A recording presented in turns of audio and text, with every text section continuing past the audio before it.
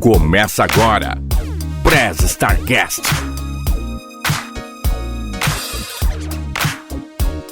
Ohayou, starteiros, genki desu ka? Eu sou o Will Cunha, falando direto aqui de Saitama, no Japão, para o Press Starcast, a sua áudio-revista digital feita do mundo para o mundo. E hoje não teremos mais integrantes aqui na bancada, porque ainda estão curtindo as merecidas férias, né? Aliás, feliz ano novo para você que está nos ouvindo, mesmo já sendo fevereiro, a data da publicação desse episódio. Aliás, eu não estarei aqui sozinho, porque não podemos esquecer da nossa estagiária robô mais eficiente que eu conheço, Neuza. Ohayou, galera! Bom, como todos sabem, né, que parte dos integrantes aqui do Press Start mora aqui no Japão. Mas eu acho que a gente nunca parou para se perguntar como é morar, ou para aqueles que já viveram aqui no Japão, como foi essa experiência. E para falar sobre isso, chamei alguns amigos aqui, alguns convidados, amigos, para falar sobre essas experiências. Falando lá de Hamamatsu, o pai aqui da podosfera, Nipo Brasileira, Carlinhos Villaronga. E aí, galerinha do Press Start, Carlinhos Villaronga, falando com você com muito frio, depois de comer um dango e tomado um suco de legumes. Bom ver vocês, ou ouvir vocês, ou melhor, bom saber que vocês estão nos ouvindo. E feliz ano novo para todo mundo, valeu Will pelo convite. E bora lá a gente conversar das alegrias e das aventuras de viver aqui na terrinha do sol nascente. E falando lá de São Paulo, o ilustrador de várias thumbnails aqui da galera, Sandro Rojo. Ah, meus queridos, feliz ano novo, feliz 2024 e vamos fazer esse 2024 valer a pena, porque 2023 foi difícil, hein? É, concordo com você. Foi osso. Mas antes de começarmos o papo, caso você, starteiro, queira entrar em contato com a gente, você pode mandar mensagem para nosso e-mail, @pressstartcast.com.br, ou através das nossas redes sociais, Facebook, Instagram e YouTube, @pressstartcastoficial. E no Twitter, ou X, como vocês queiram chamar, PressStart_cast. E lembrando que você pode ouvir todos os nossos episódios e assistir alguns deles através do YouTube. O link ele vai estar na descrição desse episódio e também lá na bio do Instagram. Então vá lá no YouTube, se inscreva, deixe seu like, compartilhe para que o YouTube recomende o nosso canal para mais pessoas. E se você gosta desse projeto e quiser nos ajudar, você pode nos apoiar através do apadrinhamento. Para você que mora no Brasil, você pode nos apoiar através do Padrim, no padrim.com.br/PressStartcast. E como o PicPay encerrou suas atividades, nós criamos o Apoia-se, e você pode nos ajudar através do apoia.se/PressStartcast. E já você que mora fora do Brasil, você pode nos ajudar através do Patreon, no patreon.com/PressStartcast. Então vá lá, escolha o plano que você acha melhor, mais interessante, e apoie o Press Start para que a gente fique cada vez melhor. E se você não puder ajudar financeiramente, nos ajude a divulgar Press Start, indicando aquele episódio que você mais gosta para os amigos, familiares, para que mais pessoas ouçam, fazendo assim que a gente fique mais relevante para as marcas virem anunciar, patrocinar o Press Start. E eu gostaria de deixar aquele abraço de sempre para os nossos padrinhos, começando pela nossa madrinha Elaine Sato, e os nossos padrinhos Ginji Keimochi e Masashi Inoue. Muito obrigado pelo apoio de vocês. E por último, e não menos importante, eu gostaria de agradecer a nossa editora Drica. Se você estiver precisando de uma editora, entre em contato com a Drica no @DricaSanches, Drica com K e Z no final. Eu vou deixar também o Instagram dela lá na descrição e na bio desse episódio, beleza? Bom, então chega de enrolação, porque as apresentações já foram feitas, os recadinhos também já foram dados. Neuza, Press Start. Eba Press Start Cast.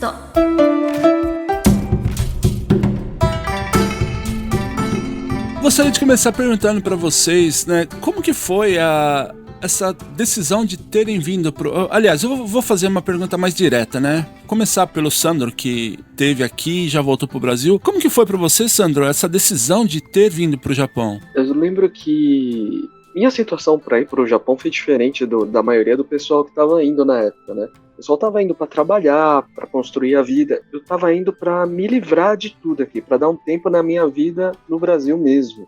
Eu não tava afim de estudar, eu não tava afim de fazer nada. Então eu falei, puta, eu vou embora, vou trabalhar pro Japão, vou ter essa experiência de morar sozinho pela primeira vez na vida, tudo. E foi assim, tinha uns amigos que já trabalhavam aí no Japão. Comentei com eles a minha ideia de trabalhar aí, né? E aí eles conversaram com o chefe e tudo foi se ajeitando, né? Então, tanto que eu fui contratado direto, né? Não teve empreiteira, não teve nada. Já fui direto para a empresa, já direto do Brasil para o Japão. Você já tinha noção de como era viver aqui? Ou para você foi tudo na surpresa chegando? Você tinha pesquisado antes, tinha visto, perguntado para as pessoas? Eu tinha parente, eu tinha os amigos que também estavam aí. Naquela época, assim, nos anos 90, que chegava pra gente assim, tudo vai ser uma desgraça. Não tem nada de bonzinho, não tem nada de bonito, não tem nada de glamouroso. Você vai comer o pão que o diabo amassou. Então eu já fui com esse pensamento. Então tudo que veio de legal,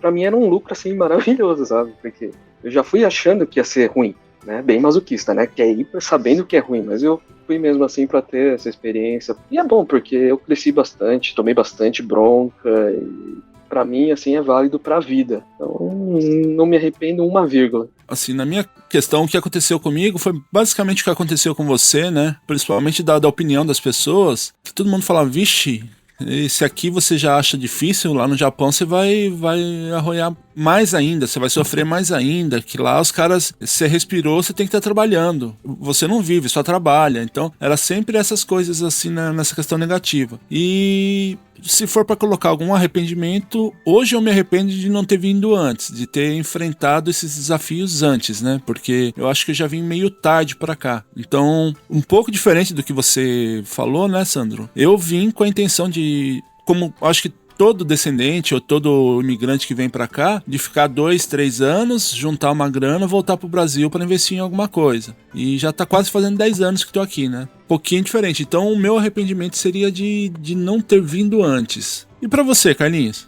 Bom, eu tava namorando com uma descendente de japoneses, no caso a minha esposa, atual e única esposa. Ah, que bonito isso. E a gente tinha casado já, o Matheus tinha nascido e os pais dela estavam aqui no Japão. E aí eles entraram em contato, era a época da bolha, isso era 2002 para 2003. E aí eles falaram, cara, vem pra cá porque aqui tá bom, mesmo que você esteja numa empresa. Na época eu tava trabalhando pra Brastemp e pra Consul, na fábrica de lavadoras de roupa e de lavadoras de louça.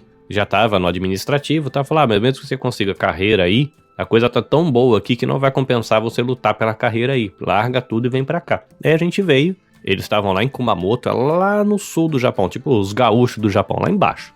E a gente veio morar no meio, que seria tipo o sudeste do Japão, mais ou menos no meio, que é Hamamatsu. E não bem em Hamamatsu, é uma cidadezinha do lado, mas a placa do carro é de Hamamatsu, então dá pra contar. A gente veio pra essa região aqui, como tinha a gente tinha um filho pequeno, né? O Matheus tava com 1 ano e 2 meses, aí a empreiteira que tava contratando a gente, na verdade a assessoria, falou, cara, eu não vou mandar vocês lá pra região onde tá a família da sua esposa, porque vocês não fazem ideia como é o Japão, e lá não tem nada, lá é tipo, não tem estrangeiro lá, não vai ninguém pra lá, vocês não vão ter estrutura nenhuma, não vai ter apoio, não vai rolar, a gente não vai mandar, a gente queria, a gente cobrava, brigou, e eles não mandaram, acho que no final das contas foi até bom.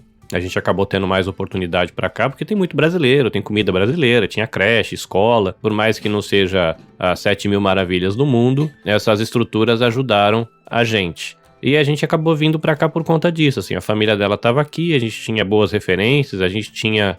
a minha esposa já tinha morado aqui quando ela era criança, a família dos pais delas tinham morado aqui, voltaram pro Brasil, foi quando a gente começou a namorar, porque as famílias se conheciam desde que a gente era pequeno, e aí a gente ouviu, né, a sugestão dos pais e a gente acabou vindo pra cá. Não acho que foi uma decisão ruim não, foi até legal, teve seus perrengues, claro, mas a gente acabou se adaptando e estamos aqui há 20 anos já. O plano de vocês era pra ficar indeterminado? 3 anos, né? Era 3 anos, porque a gente era novo, eu tinha 20... Quando eu vim pra cá, eu devia ter 25, mais ou menos. 24 anos pra 25. Não, acho que era 24 anos, e a Raquel devia estar com 21, mais ou menos. Então a gente, tinha casado, já tinha filho, nós não tinha feito faculdade, não tinha patrimônio. Eu falei, então a gente vai pra passar 3 anos lá e faz o que meus parentes fizeram no passado. Vai ficar 3 anos, vai juntar grana pra faculdade, vai juntar grana pra apartamento e volta. Só que aí você chega aqui, tem filho, tem... Aí, né, crise econômica mundial, tem terremoto, tem... E vamos ficando, né? A gente acabou ficando, a gente chegou em 2003, né? A crise econômica já foi em 2008, se for pensar, foi um pouquinho depois do nosso prazo. Aí bagunçou o coreto, né? Ô Sandro, você quando veio pra cá, que você disse, não veio com essa intenção de vir pra trabalhar, mas acabou ficando... Por quanto tempo você ficou aqui no Japão? Fiquei por 3 anos. Direto, sem voltar? Foi um período bem curto, assim. Eu voltei mesmo porque eu ainda precisava terminar o colegial, precisava ainda fazer faculdade. Eu fui mesmo pra isso mesmo, assim, né? Eu já não fui com a intenção de ficar por muito tempo, né? Eu fui pra dar um tempo mesmo nas coisas aqui no Brasil. Tava sentindo que eu tava indo pra um caminho muito ruim, né? Então foi bom pra me conhecer, pra me odiar um pouco. foi nesse sentimento mesmo, assim. Assim, depois que eu voltei, até pensei em voltar outras vezes, tudo, mas a vida aqui não vai deixando, né? E agora meus pais estão mais idosos, assim, também. Eu não tenho coragem de deixar agora também, né? Mas é aquilo. Nunca diga não, talvez amanhã eu esteja batendo na porta de vocês aí, cafezinho em lata e falando, bora? Bora. Como que foi pra vocês essa adaptação à cultura japonesa? Porque apesar de ser descendente ou viver com familiares no Brasil, chegando aqui é um pouco diferente essa questão da cultura, né? Como que foi pra vocês essa adaptação? Cara, pra mim, a adaptação começou na surpresa, né? Eu já ouvi dizer que quando você tem uma experiência transcultural, tem algumas fases, eu não vou lembrar quais são essas fases, mas é alguma coisa assim como a fase da surpresa, né? Do encantamento com a nova cultura. Depois tem uma fase que começa uma fase de adaptação, que aí você vai entrar em crise, que você vai passar o encantamento e vai começar a perceber as diferenças que tem entre a sua cultura e a do outro, isso vai te deixar meio mal, e aí você vai ter um desesperozinho para querer voltar para sua cultura e depois você começa a fazer parte da cultura. Mas o meu primeiro choque, assim, que eu lembro foi quando eu desci do aeroporto e eu tenho muito uma questão com aromas, com cheiros. E eu dei aquela respirada assim, falei, caramba, isso aqui cheira diferente. Aí a Raquel, que já tinha morado aqui, ela riu. Ela não lembra desse comentário, mas ela falou assim, nossa, cheiro de japonês, quanto tempo eu não sinto isso. Então, a primeira questão cultural que me chamou a atenção foi os cheiros. E eu nem sabia direito cheiro do quê. Depois você descobre que tem a ver com os produtos de limpeza, sei lá. No Brasil, você tem desinfetante de eucalipto com lavanda. Aqui, os desinfetantes, quando você acha, é de laranja ou limão. No Brasil, sei lá, os perfumes costumam ser cítricos e amadeirados. Chega aqui, você compra desodorante de laranja. É uns negócios pra gente é estranho, né? Sei lá, doce. A gente gosta muito de doce de morango no Brasil. Aqui eles fazem muita coisa com banana, e aí você acaba tendo essas diferenças, no primeiro assim, pra mim, na questão dos aromas. Aí depois, o segundo choque foi perceber de que a minha experiência profissional no Brasil praticamente não valia nada aqui, né? Você vai fazer a primeira, a segunda entrevista, o que você fazia no Brasil? Eu fazia isso, fazia aquilo, e eu já trabalhava no administrativo, falando com cliente. Fica quieto um instantinho, você já pôs a mão na massa pra trabalhar? Sabe apertar parafuso? Exatamente. Eu falei, não, antes de fazer isso que eu faço, eu trabalhava na linha de produção lá da empresa. Então beleza, porque aqui cansa, hein? Tanto que um dos empregadores, né, aqui eles chamam de tantocha, que são esses contratistas, né, empreiteiros, ele falou pra mim assim, o Japão, sei lá, na primeira semana de trabalho, quando eu conheci ele, falou, é o único lugar do planeta onde dói até o cabelo. E eu falei, caramba, mas assim, essa foi assim, o meu processo foi uma surpresa com os aromas, achar legal, eu cheguei em Tóquio, tinha um balde de neve no canto da sarjeta, que eu nunca tinha visto neve, era uma neve derretida, mas pra mim foi a coisa mais emocionante do mundo ver aquela neve suja no canto da sarjeta, porque eu lembrei do filme da Sessão da Tarde. Os sabores eu não estranhava, eu conseguia lidar com eles, eu já tinha aprendido a comer de hashi no Brasil, então eu meio que me virei, mas esse primeiro choque foi essa questão de ver que toda a minha jornada profissional no Brasil não valia nada, não fazia diferença nenhuma, e depois vem os choques da dinâmica de trabalho, mas eu vou deixar o Sandro falar, e depois eu falo das minhas experiências no trabalho, como é que foi, porque acaba ficando um pouco mais longa, né? Sim, que daí essa parte de trabalho a gente fala um pouquinho mais pra frente. E pra você, ô Sandro? Pra mim também, acho que a primeira lembrança, assim, bem afetiva mesmo que eu tenho, é de cheiro também. Eu lembro que eu ainda tava muito, assim, nervoso, né? Porque eu fui sozinho, a primeira vez que eu tava viajando sozinho desse jeito, e tava morando sozinho, então eu tava nervoso com um monte de coisa, né? Tá bem apreensivo, assim. E teve um dia que, acho que no meu terceiro dia, eu fui fazer a documentação pra firma, né? Chegando lá, eu tava num galpãozinho, assim, num lugar lá, e um cheiro, assim, um cheiro gostoso. Eu não sei do que era. Era uma mistura de mata, era uma mistura de produto químico, era de carro, eu não sei. Era um cheiro de Japão que eu sinto falta até hoje, sabe? É um negócio que dá um Natsukashi, assim, sabe? Que dá dentro, assim. É engraçado, cara. Depois você passando a viver lá, assim, você tanto faz, você meio que caga pra esse cheiro, né? Você não tá nem aí mais pro cheiro, mas depois que você volta, assim, você às vezes tá saudoso aqui, depois você lembra primeiro do cheiro. Eu lembro primeiro do cheiro e depois do resto, assim, né? E assim, quando eu já cheguei no dia do Bonenkai da firma, então eu já cheguei comendo, né? Ah, olha que maravilha. Você chegou em que dia do ano? Cheguei 18 ou 16 de dezembro. Ah, que interessante. Eu pisei no Japão no dia 23 de dezembro. Meu primeiro dia de trabalho foi 25.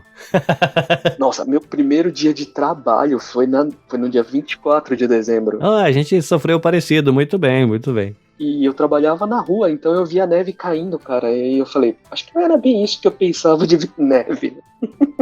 Não, eu não passei por isso. Eu vim pra uma região, depois que eu saí lá de Tóquio, que eu vi aquele baldinho de neve escorrido no canto do aeroporto lá, na minha região não neva, só venta, assim. Pra não falar que não neva, essa semana que teve uma nevasca que arrasou metade do Japão, aqui teve um dia inteiro de farofinha e uns 30, 40 minutos durante a tarde que caía aquele floquinho do tamanho de uma farinha cascão, sabe? Não grossa daquele jeito, mas aquele floquinho maior. Mas cai no chão e derrete, então é difícil. Em 20 anos nessa região aqui, uma vez eu vi neve que acumulou no chão na minha cidade. Eu já cheguei num período diferente de vocês. Eu acho que porque assim, lógico que no Brasil você pega 18 graus, 16 graus, a pessoa já tá morrendo de frio, né? Aqui o frio, como eu falo para alguns amigos quando converso por mensagem, né, que eles perguntam, esse fato que nem agora aqui que tá 7 graus. Eu tô tranquilo, tô de camiseta dentro de casa, né? Tá frio, mas eu tô de camiseta, não tô de blusa, nada. Já me acostumei com essa questão. Eu cheguei aqui no finalzinho de junho, comecinho de julho, saindo do frio do Brasil e chegando aqui ainda não tava aquele calor de rachar. Então a minha adaptação acho que foi um pouquinho mais fácil que a de vocês, né? Quando eu cheguei aqui, eu cheguei lá pra região de Ishikawa. E eu fiquei 2 semanas lá e aí fui pra onde eu realmente ia trabalhar, que daí foi na região de Toyama. E lá neva. Eu que sou baixinho, a neve chegava a bater no meu joelho. A Cris ficava com a neve quase no pescoço, né? Então... Toyama é ignorante, né? Toyama ali perto de Geiro ali, não é? Isso, lá tem. Lá, uma região famosa que tem lá é um daqueles lagos que tem aqueles macacos que ficam dentro do onsen. E aquelas paredes, tem uma certa região lá que ficam paredes de 12 metros de altura, assim, de gelo. Cheguei a trabalhar aí em Toyama, nesse. Foi bonitinho no começo você sair na neve, né? Quando começa a cair neve, aqueles floquinhos, as coisas assim, daqui a pouco tá na altura da sola do sapato, daqui a pouco já tá pra cima da canela, é um negócio entrando aquele gelo dentro da bota, né? O pessoal aqui, ele fala assim, nossa, tô com frio, hoje tá muito frio, tá 10 graus aqui, né? Eu falo que enquanto a orelha não estiver trincando e o dedo do pé estiver pedindo arrego, já necrosando, então não tá frio. Que é isso que eu passava com frio daí. Puta, e pra você, Sandra, é pior, como você falou aí, você trabalhava na rua, né? Sim, eu trabalhava das 8 às 6 de pé, sol de 40, menos 20, e geralmente como eu trabalhava nessa região de Geiro, Toyama, então era na montanha, e a neve e o vento vinha gelado, né? Então, por isso que eu falo, né? A orelha trincava, cara, doía a orelha. A gente colocava jornal dentro da bota pra segurar, por mais que tivesse umas 4 meias, e mesmo assim não segurava, porque você pisava no chão e a meia congelava, era terrível. Aí você fala, puta, 10 graus, eu tô de camiseta e bermuda, né? Faz um tempinho eu fui pra Campos do Jordão, o povo tudo lá tremendo, 0 graus, eu tava de camiseta e de calça jeans, porque falei, não tá doendo minha orelha, não tá doendo meu pé, não tô com frio, cara. Eu voltei resistente. Você morou em que ano aqui, Sandra? Dezembro de 92. Você veio há muito tempo. Hoje eu acho que você passaria diferente essa experiência, porque você vai, por exemplo, tem aqui a Workman, que é uma loja de equipamento de segurança e roupa para trabalho. A tecnologia tá nova, então você tem meias já feitas para trabalho externo, você tem botas com proteção térmica de alumínio ou de lã interna, você tem jaquetas agora até com aquecedor a bateria. É uma outra tecnologia que está disponível, né, que eles têm, eu não sei exatamente do que é feito, mas você tem blusas, você tem aqueles, sei lá, como é que chama aqueles cuecões no Brasil? Cirola. A cirola, né, que é aquela cuecona que vai até no pé. Eu tenho uma aqui que eu uso na empilhadeira quando eu trabalhava no vento. Cara, se não tiver frio, você não consegue usar. Eu não sei o que tem aquela coisa, ela é grossa e ela é feita com um tecido doideira, assim, de esquentar, né? E tem camisetas, tem blusas, tá bem melhor agora para essa experiência do trabalhar na rua, né? Tem já uma tecnologia nova no mercado que eu acho que ajudaria você se fosse a sua época, né? O máximo que a gente tinha na época era aquele tipo saquinho de chá que você dava umas 3 batidas e esquentava, né? Ah, isso ainda tem. Esse era o máximo. E só pra você ter uma ideia, Carlinhos, essa região que o Sandro tava comentando, ali em Toyama, a água, pelo menos na região onde eu morava, a água vinha da montanha. Então você não pagava água, você só pagava o tratamento de esgoto. E tinha uma certa época que... Sabe quando você vê aqueles videozinhos que a água tá caindo, ela começa a congelar? Era desse jeito na torneira. No verão você praticamente não precisava tomar água de geladeira, assim, sabe? Deixar na geladeira, a água saía trincando de gelado da torneira. E lá realmente também era uma região que ventava muito, então era muito frio. Mas foi válida a experiência.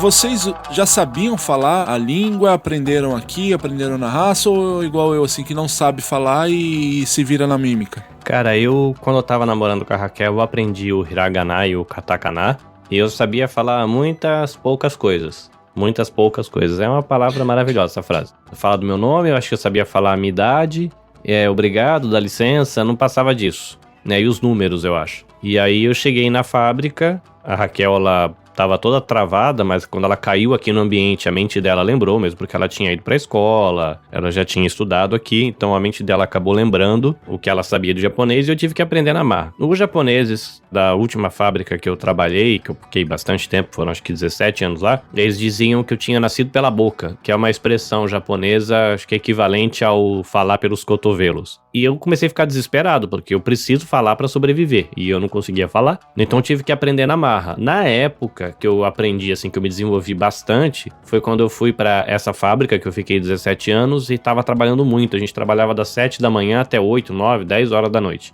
Só que tinha uma galerinha lá, uma molecada nova que tinha saído de escola, que se interessou em interagir com os brasileiros. Então rolava aquela coisa assim, me ensina uma expressão em português, eu te ensino uma em japonês. Aí no dia seguinte, vamos dizer assim, essa professorinha de japonês, ela vinha e falava assim, qual foi a palavra que eu te falei ontem? Ah, tal palavra. Ah, então vou te ensinar mais uma, agora me ensina outra. Ela andava com um caderninho e ia anotando, até que tem uma delas lá hoje que consegue trocar ideia em português de maneira simples, mas consegue. E nesse período eu aprendi muito, aí foi na marra, foi na tentativa e erro. E como eu gosto muito de falar, e pelo menos... eu não me sinto tão constrangido de errar, então eu falava errado e as pessoas diziam pra mim, não é assim que fala, é desse jeito. Ou então eu falava, não tô entendendo nada que você tá falando, o que você tá querendo dizer? Aí você fica lá 3 horas explicando pra pessoa dizer que você falou um negócio que não tinha nada a ver, que era outra coisa que você tinha que falar. Então a minha experiência foi muito assim, do metendo as caras e fazendo, né? Ajudou a essa questão da não ter vergonha e da necessidade pessoal de ser tagarela, né? Acho que as pessoas mais tímidas têm mais dificuldade com isso, mas essa foi um pouco a minha experiência com o idioma. Cheguei aqui praticamente sem falar nada. Hoje eu já tenho aquele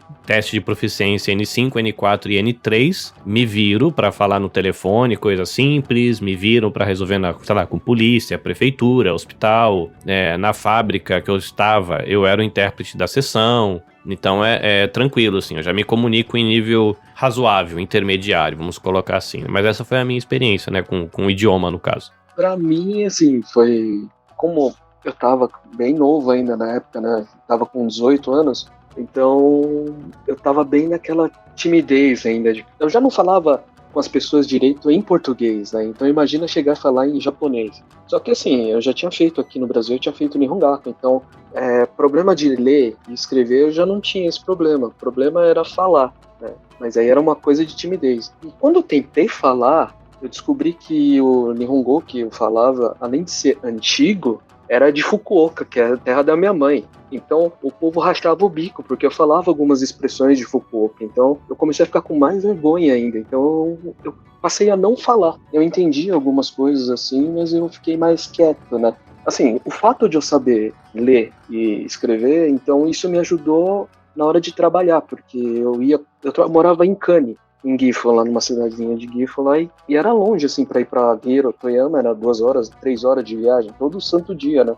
E a gente tinha que ler placa, tudo, e o pessoal geralmente não sabia, então isso ficava ao meu cargo, né? De ler as placas, de saber onde que tá, tal. Hoje eu acho que já deve ter mais fácil para localizar, mas tinha bastante coisa assim no interior que era tudo em Nihongo, em katakana, então o pessoal se perdia muito ali, né? Então eu já conseguia, era uma coisa que supria essa falta, essa vergonha de falar em japonês, né? Então eu geralmente tinha a parte de, no final do dia a gente tinha que assinar um papel lá, que o chefe trazia pra gente, pra confirmar que trabalhou e tal, e geralmente eu que assinava esse negócio, porque era tudo em kanji, né? Então era mais fácil, era mais rápido, e a gente queria ir embora, então eu falava, vai lá, assina lá. E que nem agora, depois de tanto tempo que eu voltei e sem ter essa convivência com japoneses que falam japonês, né? Convivi aqui muito tempo com uma turma de japoneses que não sabia falar japonês, nada, né? Então eu acabei esquecendo muita coisa, né? Então isso eu sinto falta. Hoje em dia eu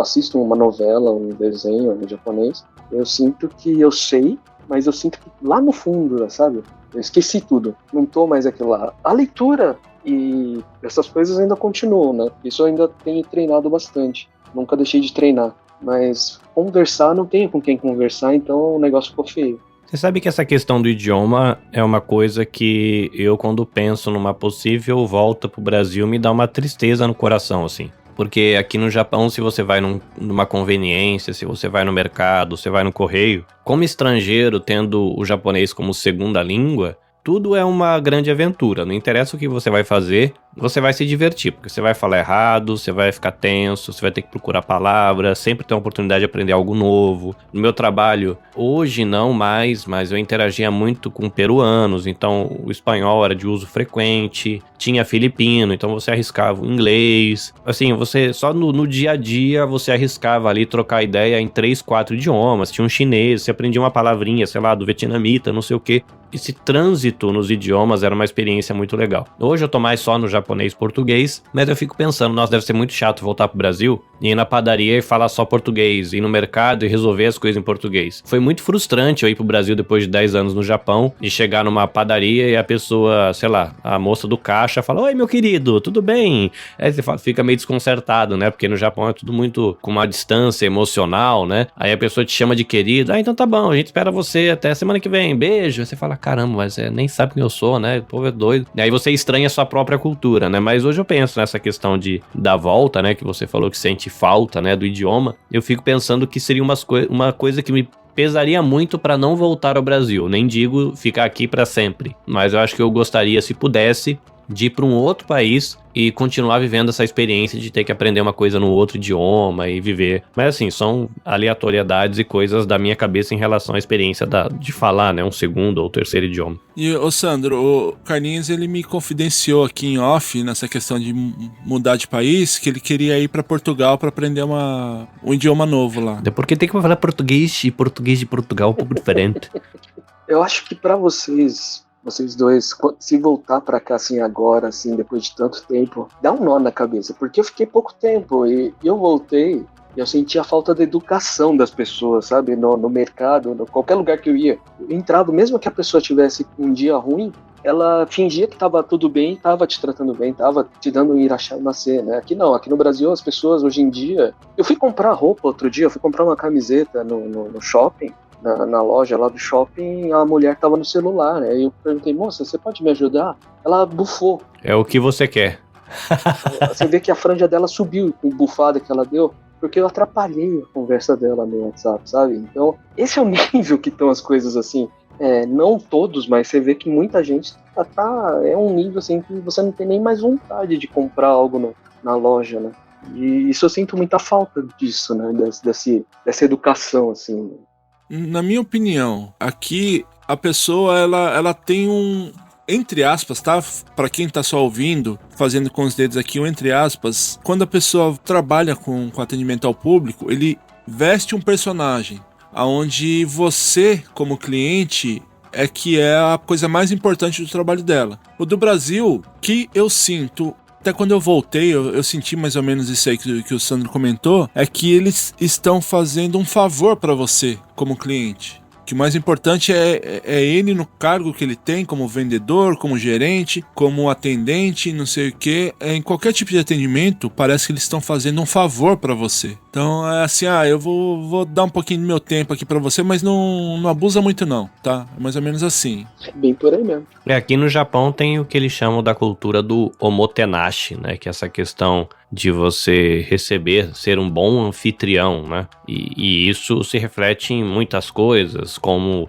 Por exemplo, o Japão é um dos países que mais produz lixo plástico do planeta. Eles reciclam, uma ignorância de coisa, quando você olha, você fala assim, caramba, como é que o Japão está investindo muito em reciclagem? Não é porque eles fazem um volume tão grande de lixo plástico que quando você pega uma porcentagem pouca, vira muito. Mas esse omotenashi entra em, por exemplo, você vai num restaurante, você vai num café, o cara vai receber um pacotão com 50 pacotes de bolacha. Aí o cara vai abrir esse pacotão, dentro desse pacotão vai ter os pacotes. Aí ele vai abrir esse pacote, dentro desse pacote vai ter 3 pacotes fechados, aí ele vai abrir o pacotinho, tem as bolachas embaladas individualmente para dar pro café.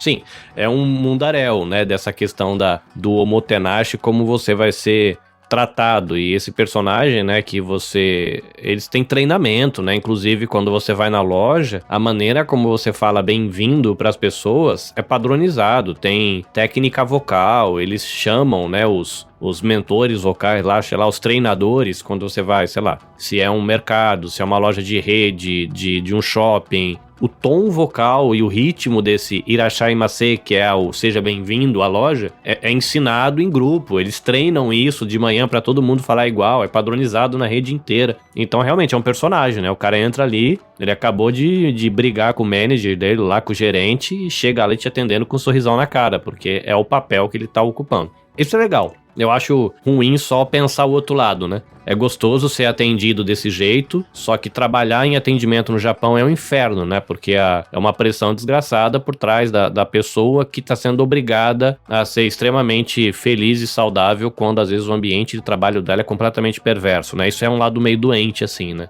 É bom para quem vai ser atendido, é ruim para quem tem que prestar esse serviço.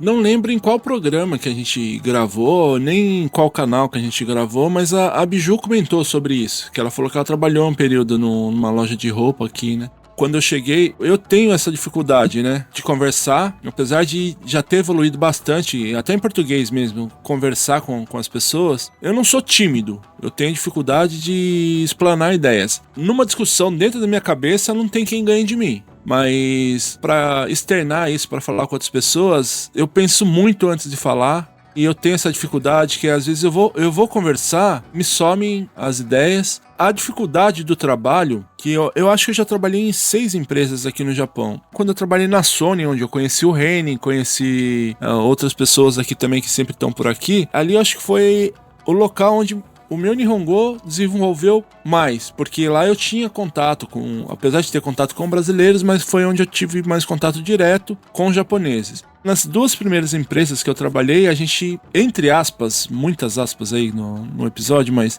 entre aspas, a gente era meio que proibido a falar com japoneses. Então, tudo que você tinha que resolver, você tinha que falar com o seu chefe brasileiro, o chefe brasileiro resolvia com os trabalhadores japoneses. Então, isso dificultava o desenvolvimento do idioma. E aí, agora na empresa onde eu trabalho, é só eu e a Cris, de brasileiro, o restante é tudo ou japonês ou de uma outra nacionalidade. O problema, pra mim, a Cris, ela tá desenvolvendo agora bem o Nihongo, porque daí ela tem que tratar com os japoneses, já que os chefes brasileiros ficam em outra unidade, então eles só vêm aqui para onde a gente trabalha quando realmente necessita vir, justamente pelo fato de ter só 2 brasileiros na empresa, né? E o que dificulta para mim é que o meu local de trabalho é um local isolado.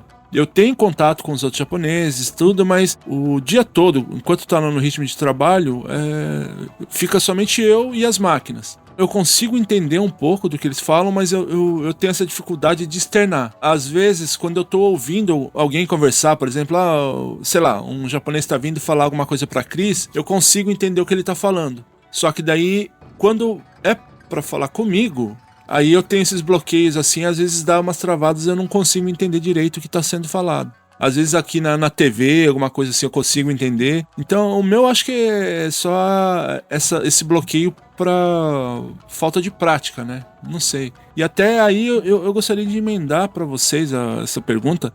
O que vocês poderiam sugerir para quem tem essa dificuldade de entender um outro idioma, alguma coisa assim, para aliviar ou quebrar esse bloqueio de um idioma diferente? Pra mim, eu diria assim, converse com as pessoas das lojinhas de conveniência. Converse com o atendente da loja de conveniência. Eu comecei a conversar com eles, assim, e eu comecei a desenvolver mais, assim, para poder falar Nihongo, né? Eu tentava deixar eles confortáveis. Tem o negócio de tratar como cliente, mas eu tava lá todo dia, né? Você não precisa ser mais tão formal comigo.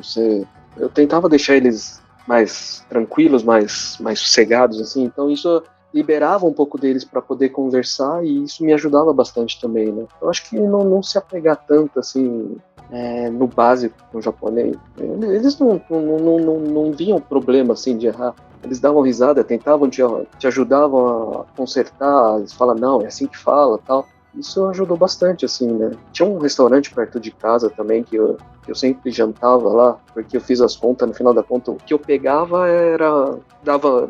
saía mais barato do que fazer comida em casa, né? Porque eu não comia muito e eu ia bastante ali comer. O dono do restaurante sempre vinha falar comigo, assim, né? Primeira vez que ele veio perguntar por que eu não fazia barulho comendo o lamen, né? Ele falava assim, você não gosta daqui? Você não gosta desse lugar, por que você vem toda noite aqui? Né? Por que eu não gosto daqui? Eu gosto daqui, por isso que eu venho, né? Não, você não faz barulho, né? Eu falei, puta, como que eu vou explicar isso, né? Aí eu falei, aí a gente começou a conversar, passando o tempo, ele comprou dicionário de português para poder aprender palavras novas, ele vinha todo feliz conversar comigo, o dono vinha, né? Ele falava, eu era a única pessoa naquele restaurante, desde que ele abriu, que terminava de comer e levava o prato para eles ali no balcão, para falar Gotso-sama, sabe?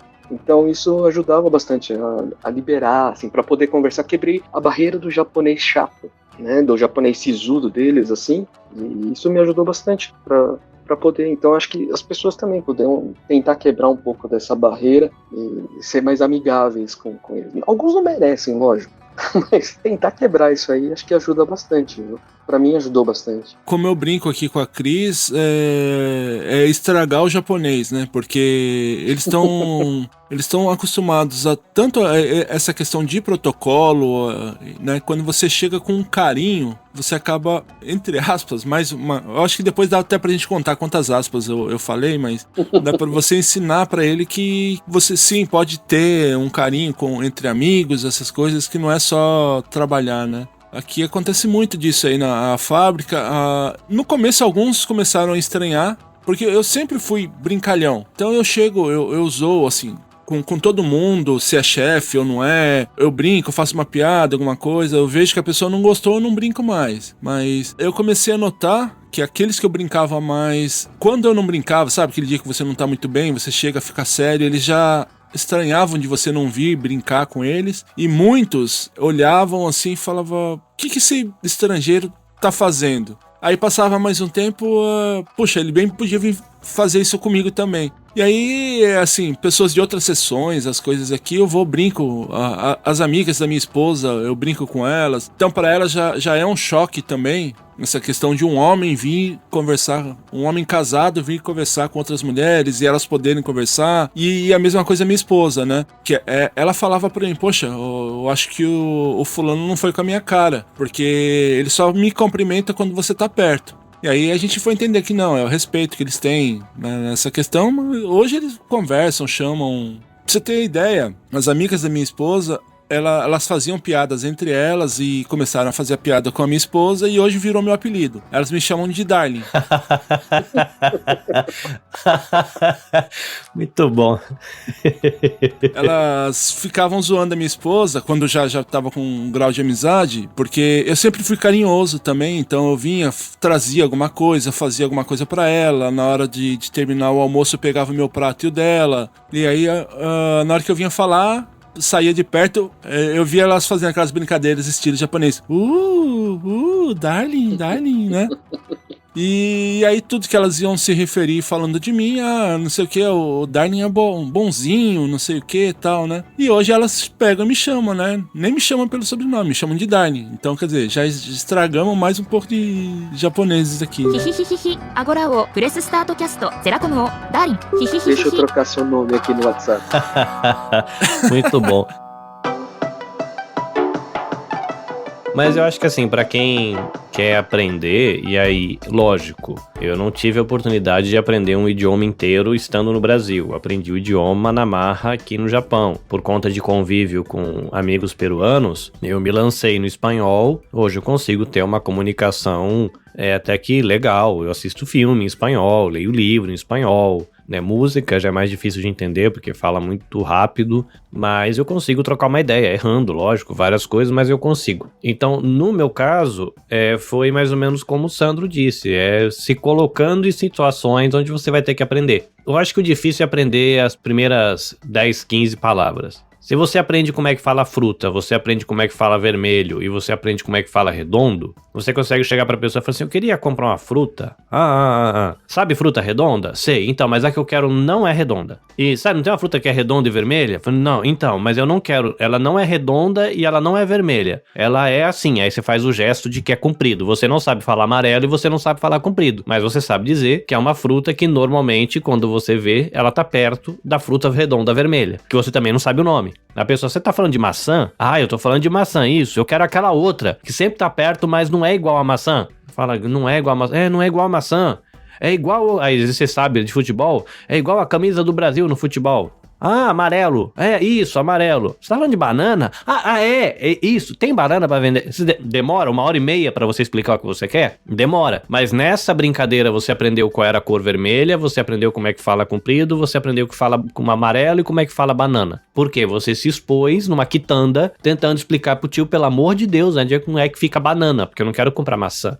Mas eu só sei falar maçã. E aí no outro dia você chega lá com, você sabe maçã e sabe laranja? Eu falei, então, eu quero uma fruta que é mais ou menos da cor da banana e é redonda igual maçã. Você tá querendo laranja? Não, é uma outra que você abre e tira os pedaços. Você quer mexerica? Isso, mexerica que eu quero. Que mexerica é cor de laranja. É? Verdade. Tá. Você já aprende mais 3 palavras, na próxima vez você vai tentar comprar alguma coisa. É se expondo, né? Então, pra quem vive aqui, se expor ajuda. Lógico que hoje tá uma ignorância de fácil, porque hoje tem até chat GPT pra traduzir pra você na hora. Hoje o Google traduz. Os celulares estão saindo de fábrica agora com tradutor nativo. Não precisa mais do Google, né? Por exemplo, um novo celular da Samsung, a inteligência artificial dele é nativo já fazer a tradução. E tem lojas, por exemplo, se você vai pra... eu fui pra Kyoto. Kyoto, as lojas têm um QR Code na placa de entrada. Você lê, já tem um menu em 15 idiomas. Então você vai lá, você abre e já aponta pra pessoa o que você quer. Já tá escrito ali. Você compara a foto com a tradução. O próprio funcionário já conhece, porque tá multilingüe o negócio. Então, hoje com a tecnologia tá muito mais fácil. Mas eu acho assim, se você quiser aprender, tem que achar um ambiente legal. Se você trabalha numa fábrica com um monte de mala e...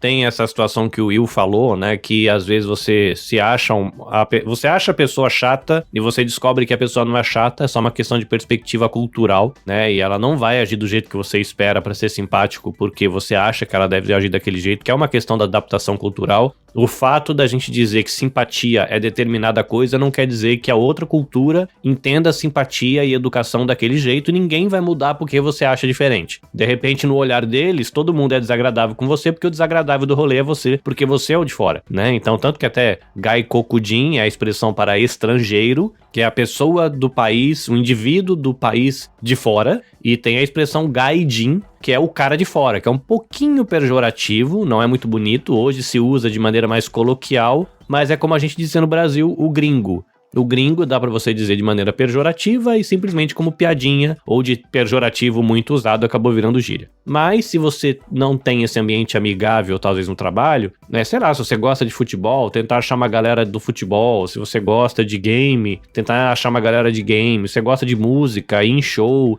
achar um ambiente que você se sente confortável para experimentar, para ouvir uma palavra nova, para aprender uma expressão e, lógico, que ajuda se você tiver uma aulinha, se você conseguir um professor, ou se você não quer pagar uma aula, comprar um livro, ou usar, sei lá, esses aplicativos de estudo de idioma. Hoje tá muito fácil para você ter essa primeira experiência. Fluência, você falar e compreender tudo, já é uma jornada, né? Eu tô há 20 anos aqui, eu não sou uma pessoa que me dedicou aos estudos, eu estudei para fazer as provas, para conseguir uma vaga de emprego e tal, mas é essa mistura que funcionou pra mim, no caso, né? Me expor a situações onde eu tinha que ouvir aquilo e tentar falar e tentar entender, e um pouquinho de estudo com livro e com aula ajudaram também, né? Aí foi. E também se forçar um pouquinho, né? A aprender, a passar, né? Não levar em consideração essa questão de, eu vou passar por um analfabeto, ou sei lá, vou passar por ridículo. Não, é meio que engolir um pouco esse orgulho, porque assim, querendo ou não, você tá aprendendo a fazer essas coisas, você não sabe, então você tem que passar por isso, né? Will, e vamos lá, não é uma questão de orgulho. A gente chega no país analfabeto. A verdade é essa. A gente não gosta de sentir analfabeto porque eu acho que na nossa cultura isso tem um peso muito ruim. Sim. Eu sou um eu não consigo ler uma placa. Qual que é o nome disso? Analfabeto. Às vezes eu consigo ler e não consigo entender. O que é isso? Analfabetismo funcional. Eu consigo ler e não consigo entender. E o nosso nível, quando a gente chega como estrangeiro, é pior. Porque você é analfabeto mesmo, quando você às vezes ultrapassa a barreira da letra, você não consegue entender o que está escrito, você é um analfabeto funcional e você não consegue nem ouvir nem entender. Sim, então, sim. assim, e uma vez eu tive uma conversa com uma japonesa que ela me ajudou a aprender bastante coisa, e eu tava lá todo feliz, e ela falou pra mim assim, cara, quando eu vou explicar as coisas pra você, eu imagino que eu tô falando com uma criança de 6 a 7 anos, que eu percebi que é o tanto de japonês que você entende. Eu tinha duas opções, ou celebrar o fato de eu consigo falar o japonês igual uma criança de 6 e 7 anos nativa, ou ficar muito bravo porque eu sou um cara de que na época tinha quase 40 e que falava como uma criança de 6 anos. Mas, caçarola, era outro idioma, né?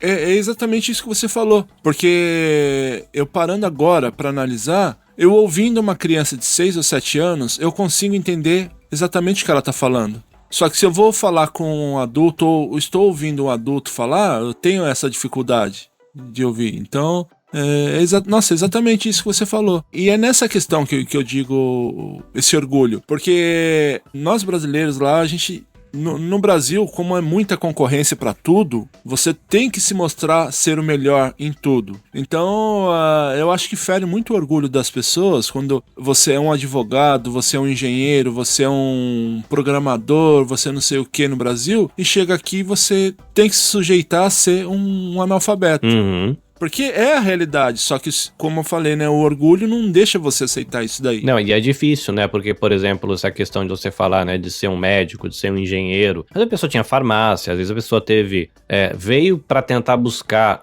grana pra subir o nível do empreendimento dela, às vezes o empreendimento quebrou e a pessoa veio aqui, só que, cara, a gente chega aqui, a gente é analfabeto, a gente não sabe falar, não sabe ouvir, e a gente é mão de obra não qualificada. Sim. Entendeu? O que pra gente no Brasil... dói muito você ouvir, não, cara, você é mão de obra não qualificada. Igual você, eu posso colocar qualquer um, que você vai aprender aqui, em meia hora eu ensino pra outro. É ruim? A grana é compatível com o estilo de vida no Japão. Mas pro nosso orgulho, pro nosso ego brasileiro de eu quero ser... E uma coisa que eu tenho percebido recentemente, Will e Sandro, não sei se vocês têm essa leitura, eu não tinha percebido isso na nossa cultura. Mas, por exemplo, a nossa cultura, por conta da escravatura, a gente tem uma aversão a trabalho manual. O Japão, quando ele começou lá muito tempo atrás, que só o shogun, a galera lá tinha grana pra fazer as coisas, o pessoal aprendeu a costurar. Por exemplo, o lado interno daquelas caixinhas chiques japonesas é extremamente artístico. O lado interno do kimono é todo trabalhado, porque naquela época era só gente muito rica que podia usar coisa bonita. Então o pessoal que é a população aprendeu a fazer arte escondida. A arte escondida dentro do pano, a arte que fica dentro da caixa, a arte que fica dentro da roupa. E esse pessoal, ele foi muito valorizado.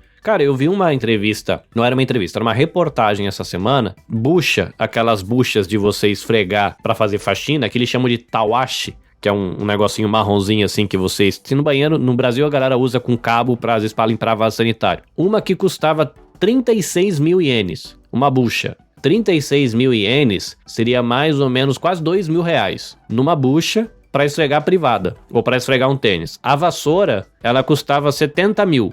Que daria um monte, nem sei quanto que dá isso, 14, uns 2.800 reais, talvez 3 mil reais. Por quê? porque era uma vassoura e uma bucha feita de maneira artesanal por um velhinho que a família dele fazia esse negócio, eu não sei quanto... No Brasil, nunca que a gente vai pegar um negócio artesanal e pagar uma grana dessa, né? E aqui no Japão tem um monte de velhinho que leva a isso. Aí, eu vejo que isso impacta muito a gente nessa relação até com a fábrica, porque o japonês parece que ele não tá nem aí de fazer um trabalho de apertar parafuso a vida inteira. Vai passar a vida inteira só apertando aquele parafuso, ele vai comprar a casa, vai comprar o carro, vai pagar a escola pros filhos, pra ele tá beleza. Eu percebo que pra gente brasileiro é sofrido, porque a gente tem muito essa questão do plano de carreira, de crescer na vida pra sair do fabril, pra usar a cabeça e não usar a mão. É engraçado, né? Como a cultura japonesa foi por um outro caminho, aí a gente tem umas crises aqui que o japonês olha pra nossa cara e fala, qual que é o problema de apertar esse mesmo parafuso durante 50 anos e me aposentar? Não vai me dar o dinheiro porque eu preciso? Eu não tô aqui só por causa do dinheiro, porque eu preciso ficar esquentando a cabeça pra trabalhar no administrativo, virar salarimã e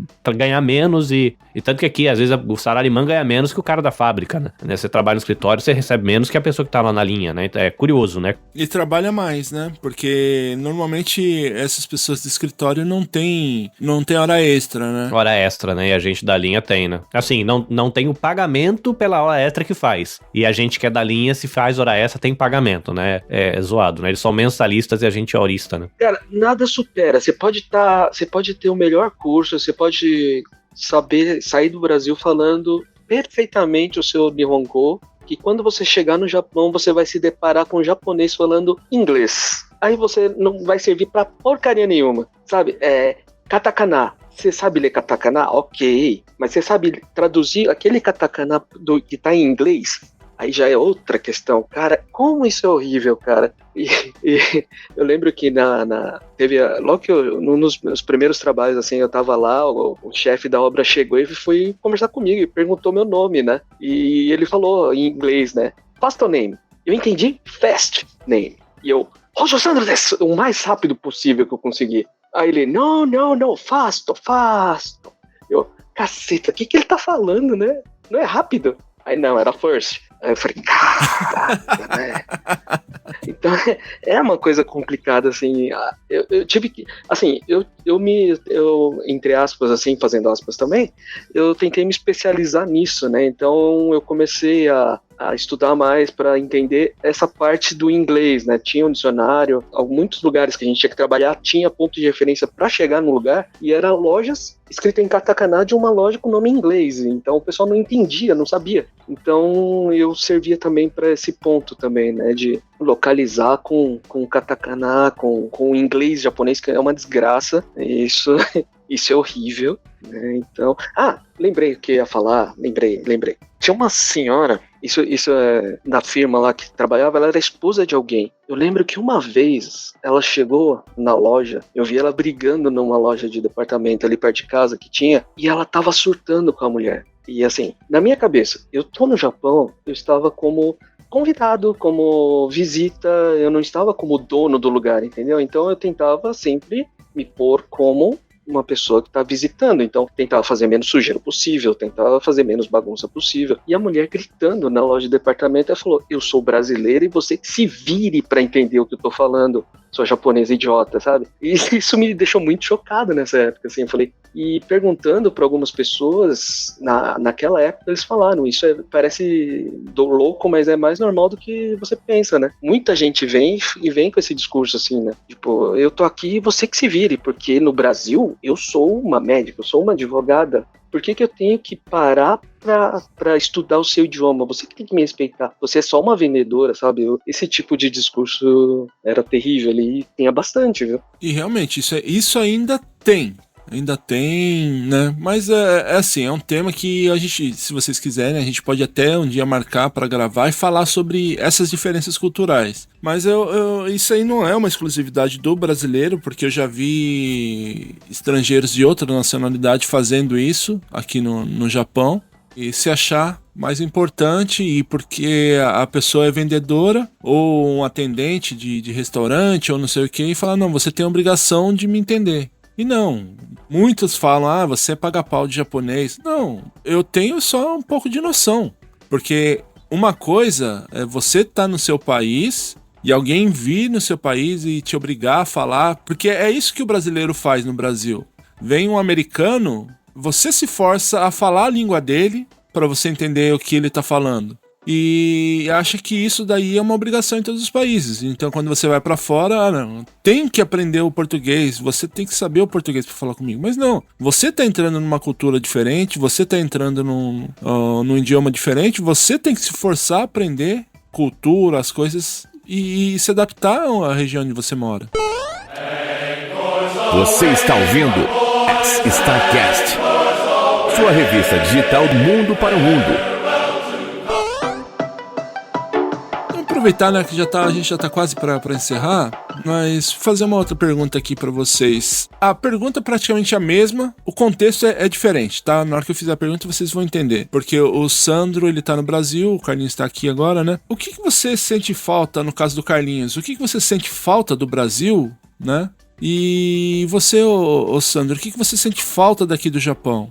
Falta do Brasil. Eu acho que o primeiro é o contato mais próximo com família, primo, tio, irmão, sobrinho. Essas coisas fazem falta, queira ou não queira, por mais que você tente manter um contato online, você acaba ficando um estranho, porque você não participa da vida das pessoas, né? Você fica sabendo depois o que acontece, mas você não participa da vida das pessoas. Então acho que essa questão da proximidade com família e amigos sente falta. Talvez a questão do lado médico, a maneira de cuidar da saúde, a maneira de cuidar da arcada dentária, a perspectiva que o brasileiro e a medicina, né, praticada no Brasil tem, a gente sente falta, porque a gente tá acostumado com isso. E eu acho que comida, né, cara, eu sinto muita falta de, goiaba vermelha, comer uma siriguela, determinados, coisas que são do dia a dia, né, ir na esquina e pedir uma garapa com limão e depois comer um pastel, ainda que tem um monte aqui, né, de coisas nesse sentido, mas é diferente, né, então eu acho que em primeiro nível, assim, a questão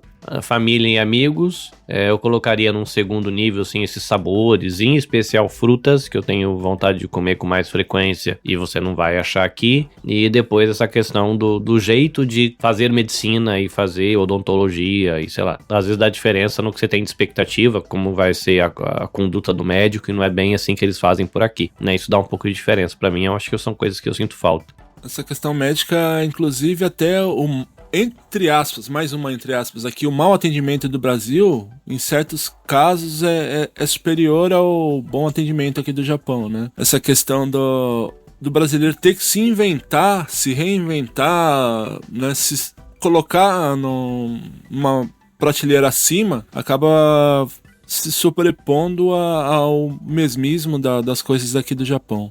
E pra você aí, Rojo? Pra mim é o simples, assim. O que eu mais sinto falta é de poder caminhar, assim, andar de bicicleta. Eu saía de bike muitas vezes, assim, de noite pra andar, pra pegar o vento na cara. Às vezes estava friozinho, assim, eu saía pra andar mesmo. Eu enchia a mochila de latinha de café e saía pra andar. Coisa que aqui é impensável fazer, né? Se eu fizer isso, eu não sei nem se eu volto, mas aqui em Guarulhos o negócio tá feio. Eu sinto muita falta de ter essa liberdade, sabe? De, deu 11 horas da noite, pegar uma bike e sair pela rua, sabe? Eu morava em Cane, era uma cidade interior, e era bem sossegado, era bem gostoso, o cheiro, assim, era gostoso, e andar de noite era gostoso, sabe? Eu sinto falta disso, assim, muito. Desde que eu pisei aqui de volta, eu não sabia que isso era tão importante pra mim, e eu descobri isso depois que eu voltei pro Brasil. É uma liberdade que eu não tinha aqui. E eu sinto falta também de limpeza, cara. De coisa limpa, sabe? Putz, aqui tem lixo até dentro do elevador aqui do prédio, cara, onde eu moro, sabe? Isso me incomoda demais, assim. Você vê a pessoa, ela come e joga pela janela do carro. Esse tipo de coisa me incomoda demais. E isso eu sinto falta, porque aí eu não tinha esse problema, né? Pelo menos o que eu sempre via perto de mim, na época, não tinha isso, né? Então, essa limpeza de não ter uma lata de lixo por perto, põe no bolso, põe dentro da mochila, depois você joga, né? Sabe que uma vez o cara tava no ponto de ônibus, o cara jogou a lata de coca pra fora da janela do ônibus, pro lado de fora, assim, da janela, ele tava dentro do ônibus, espirrou em mim, cara, eu peguei, entrei dentro do ônibus, joguei no peito dele, eu falei, a lata é sua, sabe? Eu já tava chegando no nível que eu não tava aguentando mais essa porquice, mas é um jeito, né? Não tem jeito, não tem como mudar, né? Então a gente só tenta fechar os olhos e ficar na saudade do Japão e fechar os olhos para as coisas que acontecem aqui, né? Senão a gente fica louco, a gente ou apanha ou morre Então, deixo passar hoje em dia, né? E o engraçado dessa questão do lixo, Sandro, que nem você estava falando aí, que nem aí no Brasil, praticamente em qualquer lugar você acha 2, 3, 4 cestinhas de lixo pela rua e o pessoal joga no chão. E aqui no Japão, você não acha lixo. Assim, dá para contar nos dedos, assim, em uma avenida quantas coisas de lixo tem. E mesmo assim, várias vezes você não pode jogar, porque aquele lixo não é seu, aquele cesto de lixo não é seu. É de uma residência, alguém de alguma outra pessoa. E você não acha lixo na rua. Isso aí realmente é uma coisa que eu não sei se eu consigo me adaptar de novo chegando aí no Brasil. Você sabe que quando eu voltei, tiraram sarro de mim, né? Porque eu guardava o lixo na mochila quando não tinha onde jogar e o povo tirava sarro. Pô, joga ali no canto, né? Só que não. Não é assim que funciona, né? Aqui a ideia que se tem é que você comprou, o lixo é seu, né? O lixo não é da sociedade, né? Não é seu, você não comprou o negócio. Então é seu lixo, né? Você tem que pensar como é que você vai lidar com ele depois, né? O seu lixo não é um problema da sociedade. Tanto que quando o pessoal vai, é o que o pessoal mais estranha, né? O pessoal fala, pô, tá limpo, né? Não é que tá limpo, né? Assim, o pessoal tem uma consciência pra não deixar tão sujo, né? E fazendo a pergunta ao contrário, o que você não sente falta? Eu não sinto falta dos dias de obra pra fazer asfalto, cara. Porque, cara, a gente trabalhava, era 40, geralmente quando fazia asfalto tava 40 graus, tinha o asfalto quente que chegava com os caminhões e a gente tinha que fazer a segurança do pessoal que fazia o asfalto e a gente tinha que ficar do lado do asfalto molinho ali, do coisa. Cara, isso era um calor desgraçado, cara. Eu não sinto falta nenhuma disso. Isso é uma coisa que eu não sinto falta. Eu não sinto falta também do meu alarme, que tocava de manhã, porque tinha muita raiva dele. Era um alarmezinho barulhento, desgramento. Eu não sinto falta. Eu não sinto falta nenhuma dele também. E acho que é isso. Não tem muita coisa assim pra listar, assim, do que eu não sentiria falta. Mas basicamente é isso. Eu acho que eu não sinto falta da violência, né? Que a gente pode reclamar de bastante coisa, mas essa parte pelo menos é mais tranquilo, então eu não sinto falta da violência. E eu acho que eu não sinto falta de entender as tretas políticas e o que tá rolando no noticiário. Lógico, né, que eu sei que ser um cidadão e a gente precisa ser político no sentido de entender para que lado tá indo a nação e saber qual é o seu papel no rolê e tal, mas às vezes acaba sendo muito estressante quando você percebe que tem coisas que poderiam ser diferentes e você se sente incapaz de gerar algum tipo de mudança ou de, mesmo olhando pessoas que estão tentando fazer diferente, não ter sucesso naquilo. Então, às vezes tá aqui, você assistir um noticiário, você não entender o que tá rolando, às vezes é bom. Acho que gera um nível de tensão e estresse que é bom, né, não entender, né, você não tem esse nível de tensão e estresse. Às vezes começo a ouvir notícias do Brasil pra tempos em tempos, de meses em meses, saber um pouco como é que tá rolando, o que tá rolando na política, qual que é o cenário econômico e tal. Você passa uns 2 meses ouvindo, você começa a ficar estressado, aí eu já abandono, né, pra uma questão de saúde mental, né, como eu tô aqui no Japão, não adianta eu ficar vivendo as dores do Brasil, porque eu tenho que escolher quais dores viver pra não ficar maluco, né, então acho que essas são 2 questões, né, a segurança, ou a falta de segurança, que eu não sinto falta, e de entender tudo que tá rolando na economia e na política. O que o pessoal precisa entender também que não é porque o político do Japão é melhor. O político do Japão é tão filha da mãe quanto o do Brasil, é tão ruim quanto o do Brasil, né? Então eles fazem umas coisas assim que você fica doido também. Então você tem você esquenta com aí, você esquenta com aqui, com as coisas políticas dos 2 lugares, assim, não tem jeito, né? Uhum. Então você tem que dar uma aliviada mesmo pra realmente não ficar doido, né? É questão de sanidade mental, né? Uma vez eu quase apanhei do povo daqueles caras que fica nacionalista, não tem? Que fica na rua com... Tem. Agora é bem mais raro, mas aqui na região, especialmente em feriados, tem aquela galera do ônibus preto, né? Nossa, cara, uma vez eu tava num lugar, eu precisava fechar a rua, e eles estavam atrapalhando, eu falaram, vai lá, pede pra sair. Eu falei, pô, foi difícil, cara.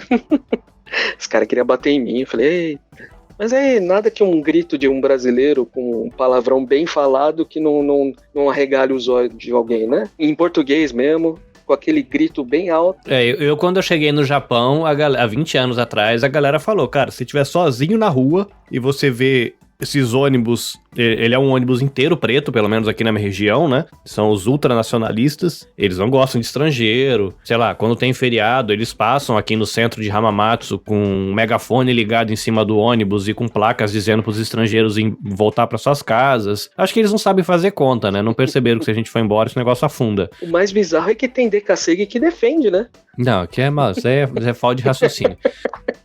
Não, e eu entendo, assim, entendo, vamos lá. Dá pra entender o posicionamento dessa galera partindo do seguinte ponto.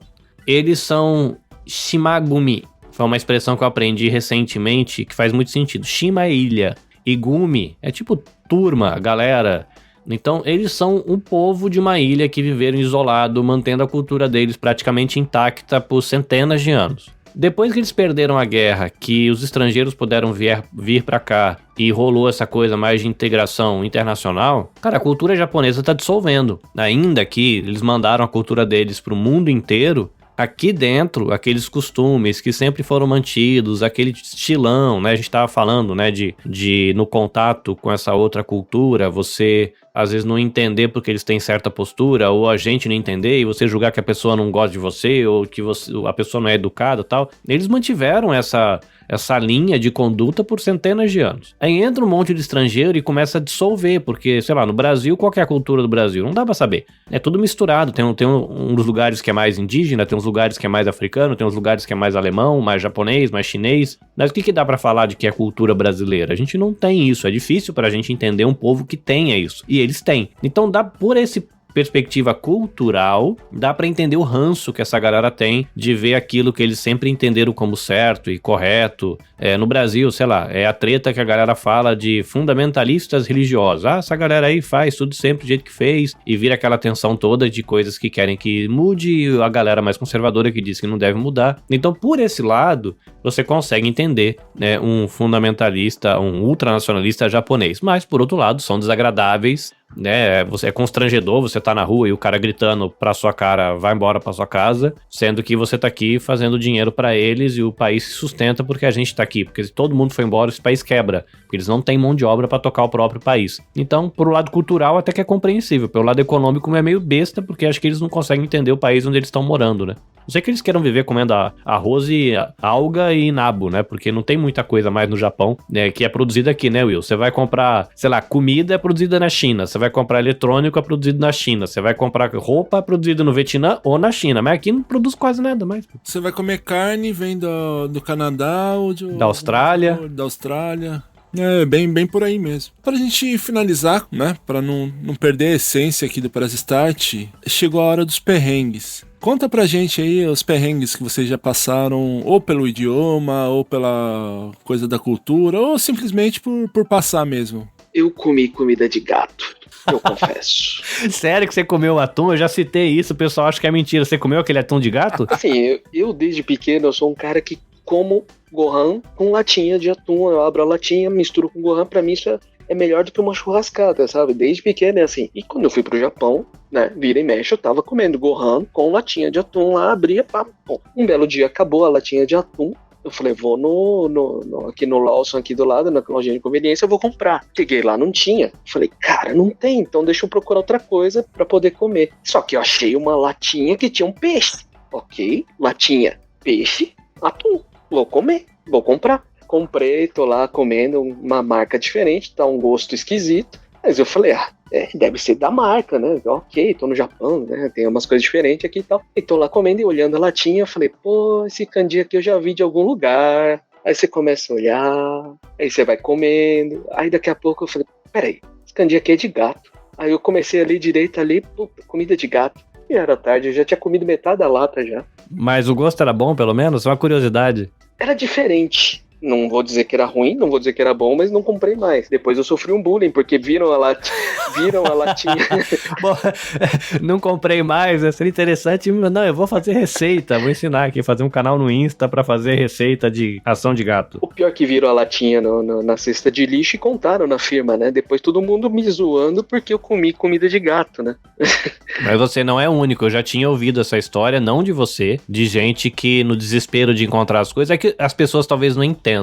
Como é que pode o cara comprar uma comida, uma ração de gato e comer achando que é comida. É porque a lógica de arrumar gôndola aqui no Japão é diferente. Então, às vezes, sei lá, tem um produto que fica do lado do café no Brasil. Aí você vai achar lá do lado da farinha, numa outra prateleira lá do outro lado. Na hora que você tá no desespero, tentando achar o negócio, dando volta no mercado feito besta, na hora que você vê a lata, você cata a lata e fala, achei. Você nem para pra prestar atenção de que ela tá no lado, ou na prateleira que do lado tem biscoito pra cachorro, que tem ração pra cachorro, que tem comida pra peixe. Às vezes tá na ponta da gôndola, em promoção, ou tá num lugar diferente. A pessoa que me contou essa história foi assim, ela passou, tava na frente, né, no canto da gôndola, e ela pegou. Só que ela não viu que ela era o canto da gôndola de ração animal do mercado ou da farmácia, né, e aí passou.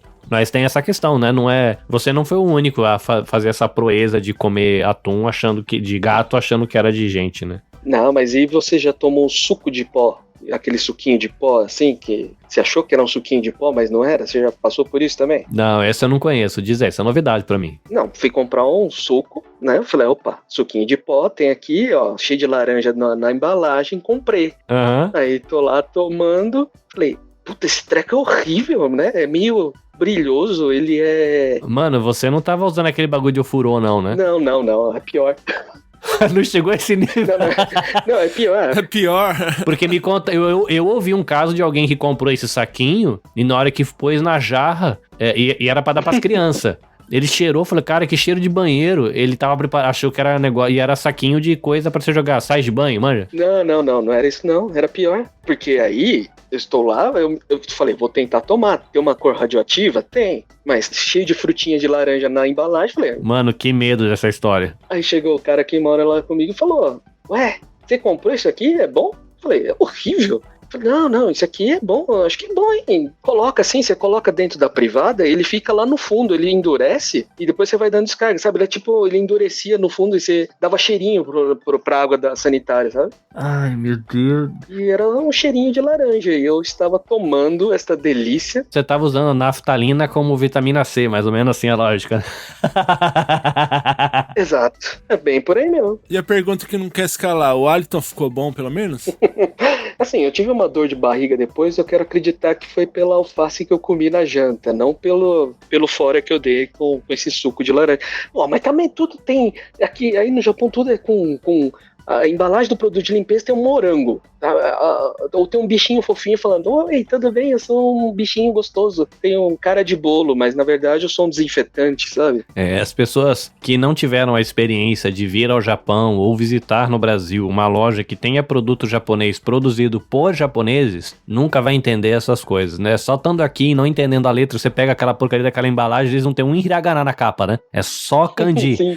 Você vai pela cor da embalagem, pelo formato da embalagem, e aí por isso que eu digo que assim, é totalmente compreensível quando a pessoa chega e come a ração do gato. Porque é horrível. Tem coisa que no Brasil é redondo, aqui é quadrado. Tem coisa que no Brasil é uma lata gigante, chega aqui é um saquinho.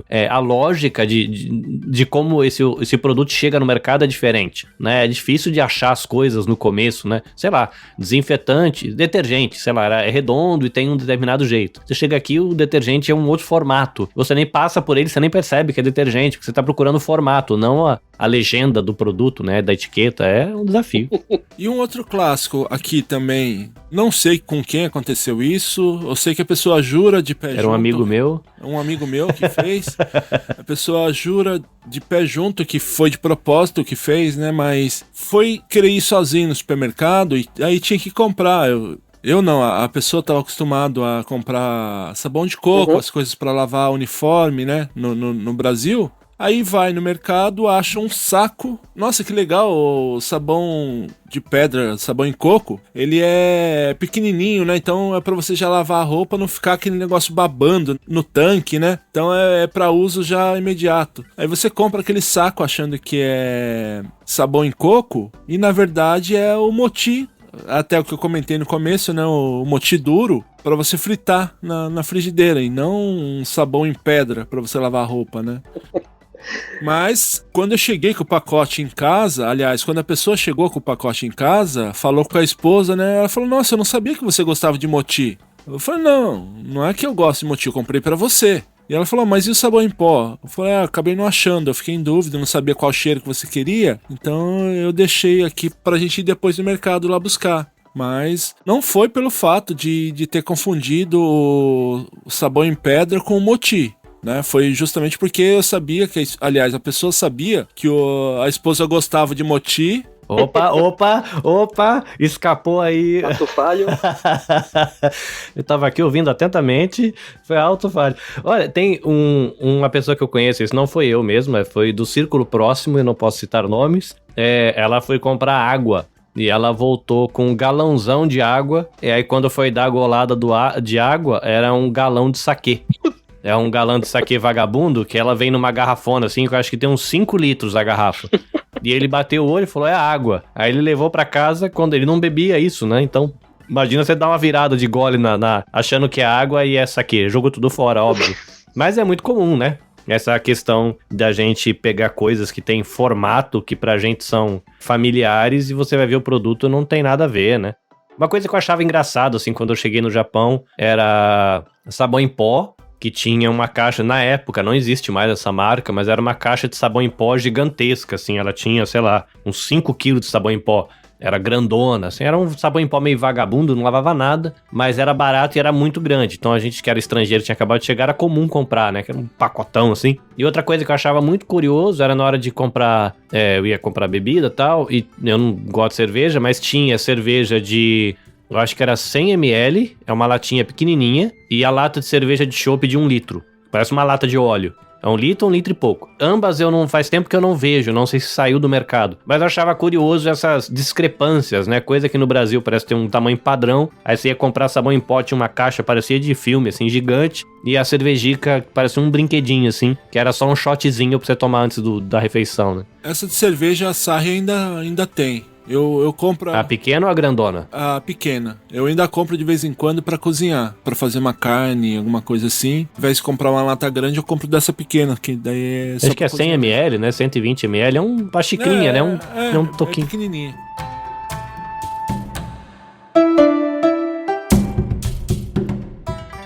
E agora, pra gente finalizar mesmo, eu queria perguntar pra vocês, né? Qual dica que vocês dariam às pessoas que pensam em vir pro Japão? Eu diria em primeiro lugar, para você estar sendo visita nesse lugar. Então, respeite o que tem que ser respeitado, né? Tem coisa que você não vai aceitar mesmo, mas tenta respeitar. Você é visita, cara. Você não é o dono do lugar. Então, tenta se adaptar ao que está acontecendo à sua volta, sabe? Não tenta impor a sua cultura num lugar onde não tem sentido isso, sabe? E não tem medo de errar. Quando você for falar japonês com alguém, alguma coisa, não tenha o medo de errar. Eles não se importam com isso, assim. Pelo menos o povo do interior, não sei. O pessoal mais lá pra canto de Tóquio, assim, não sei. Mas o povo do interior, eles gostavam, eles davam risada, eles gostavam de ensinar o jeito certo pra falar, né, do coisa. Então, não precisa ter vergonha das coisas, assim. Eles até acham legais, assim. Tinha uma senhorinha que falava, eu gosto de ver brasileiro falando japonês, porque é gostoso ver que tá indo pra fora daqui, né. E era uma senhorinha falando, né. Assim, eles não se importam tanto. Tem a turma, assim, que é mais estressada e tal, mas basicamente é isso, cara. Não tenha medo, respeito e tudo vai dar certo. Não tem erro. Eu acho que dá pra gente começar dizendo que se você quer vir pro Japão, ponha na cabeça de que é uma outra nação, é uma outra narrativa, é uma outra cultura, são outros costumes, né? Aquilo que a gente vive de cultura otaku no Brasil, isso não é Japão, né? Isso é uma expressão artística de um grupo. Então, assim, tem que tirar um pouco o romance e lembrar, você tá indo pra uma outra nação. Então, os mesmos perrengues que a gente ouve brasileiro falando que passa em Portugal, porque vai achar portugueses racistas, que passa nos Estados Unidos, porque acham americanos racistas, porque visitam a França, a Itália, e tem problemas com gente que é racista. Aqui vai ter gente racista, aqui vai ter empreiteira pilantra, aqui vai ter profissional safado, aqui vai ter problema você vai ter que entrar na justiça por causa de problema de trabalho. É um país como qualquer outro que tem seres humanos, onde tem ser humano, tem dor de cabeça, né? Então, venha preparado para você ter uma experiência legal. O Japão é bonito para passear, é bonito para tirar foto, tem muitos, como o Sandro falou, né, os aromas são diferentes, é aqui que você vai experimentar determinados cheiros, determinados sabores, pratos que às vezes a galera come no Brasil, mas aqui é preparado com produtos daqui, a cenoura tem gosto diferente aqui, o milho tem gosto diferente aqui, o sabor da laranja é diferente aqui, porque os nutrientes da terra é diferente, então o prato vai saber sabor diferente, então venha preparado para viver. É igual no Brasil você tem amigos, no Brasil você tem esporte, você tem uma cultura diversa, você tem várias tribos, várias expressões artísticas, expressões culinárias, você tem o jeitão quente do brasileiro e tem a desgraceira da violência, da sujeira, da falta de educação, da corrupção, da bandidagem. E o Japão não é diferente, né? Só que essa bandidagem, essa desgraceira se expressa em outros lugares e a beleza cultural também em outros lugares. Então você tem que vir aberto para receber tudo isso. E lembrar, como disse o Sandro, né, Sandro, que a gente não é o umbigo do mundo, né? Então o japonês, ele não vai ter que virar a ficha pra virar um brasileiro, é você que vai ter que se adaptar porque você é visita aqui. É doído ter que falar isso, mas é a gente que tem que mudar. Não tá feliz, vai embora, né? Os incomodados que se mudem, né? Mais ou menos por aí.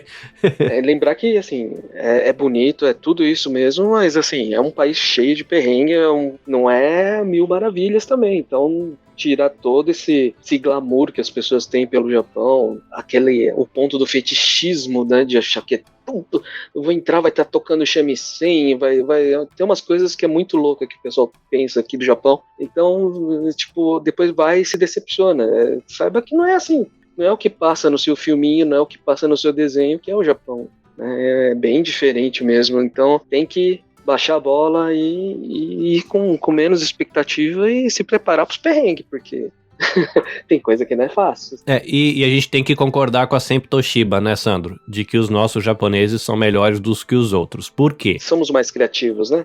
Porque do nosso ponto de vista, partindo do nosso lugar de fala, na nossa cultura, o japonês brasileiro, ele é mais brasileiro do que japonês. Por mais que ele leve muito da tradição, ele é um japonês que aprendeu a transitar dentro da nossa cultura. Então, quando a gente olha, parece que é melhor que o outro japonês que está do lado de lá, porque ele transita muito mais fácil dentro desse ambiente cultural que a gente acha que deveria ser o certo, ou que a gente julga que é o melhor, que é o mais adequado, né? Então dá pra brincar, né, junto com a Sempre Toshiba, que os nossos japoneses são melhores dos que os outros, claro, do nosso ponto de vista. Talvez do ponto de vista de um japonês aqui no Japão, vai olhar pro japonês brasileiro e falar, mas isso aí tá deturpado, não é mais japonês, né? Já virou brasileiro. Mas assim, é uma brincadeira, mas o Press Start Cast, ele se dá esse trabalho de trazer essas discussões de cultura, acho que vale a pena, né, a gente pensar, seja você estiver querendo ir pro Brasil, pra Finlândia, pra, sei lá, Budapeste, onde você quer se mudar, você vai passar perrengue e vai experimentar coisas que você nunca vai conseguir transmitir pra ninguém, porque é o único da tua vivência numa outra cultura e num outro país. Muita coisa bonita e muita coisa legal, porque não é só desgraceira também, né, Will? Tem comida boa, tem passeio bom, tem microfoninho pra gente comprar mais barato. Tem comida de gato. Tem comida de gato. Sabão de coco em pedra, quer dizer, moti. Causas para outros podcasts. Você está ouvindo Press Starcast, sua revista digital do mundo para o mundo.